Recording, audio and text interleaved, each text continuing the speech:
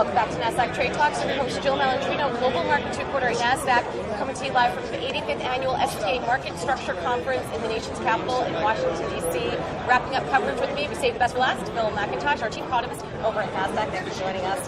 At STA, now, Phil, it seems to be a pretty positive vibe, certainly busier than it was last year for STA in 2018. What are some of the key themes that you've picked up on this year? Well, it's kind of interesting, actually. I mean, I guess we're in DC, so we can't really not talk about politics. Right. But last year was a rebuilding phase for the SEC and for, obviously, the White House with the new administration. So the whole market structure debate went a bit quiet. What it feels like is happening this year is back to the future. We're kind of looking at a lot of the 2016 processes and agenda all over again, which is interesting given that the administration has completely changed. Right, and that was my question to you. You would think it's more of a deregulatory environment, but you said the SEC has been pretty laser focused on initiatives, again, back to 2016. Yeah, and a lot of initiatives. What the whole 2-for-1 thing that has been discussed by the Republicans, I have a list so that I don't forget what's going on.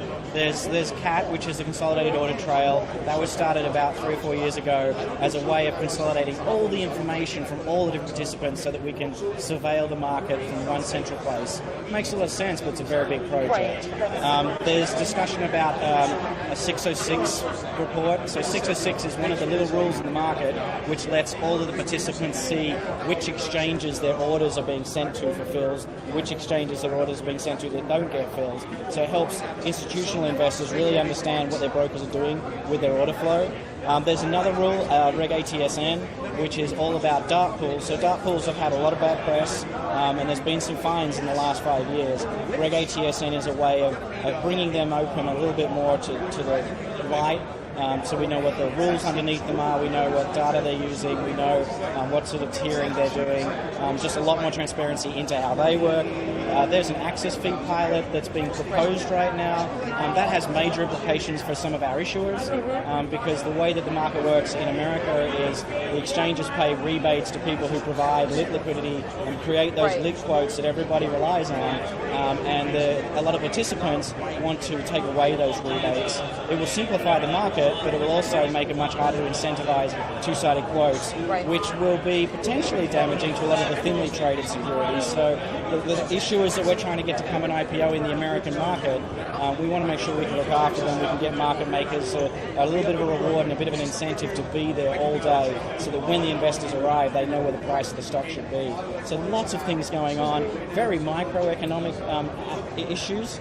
Some of the other things that have been really interesting, though, Bitcoin, crypto, a lot of discussion about that. I think the debate at the moment is like, who should regulate it? Is it the SEC? Is it the CFTC? Is it Treasury? Is it a coin? Is it a commodity? Or is it a security? And so there's been debate about it. It's a relatively small asset class, which somebody highlighted yesterday. Like the turnover, the amount of assets, it's about a fifth the size of Apple stock's market cap.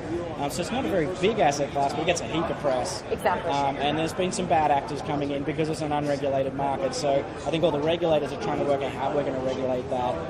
And the other theme I think that's coming through is just technology. So the market is getting more electronic. Other markets are getting more electronic. Trading electronically, all the infrastructure, information security, all the hacking that we've seen in some of the other industries, big topic of discussion. Well, no better way to wrap it up. That was a great overview. Thanks so much for joining me, STA.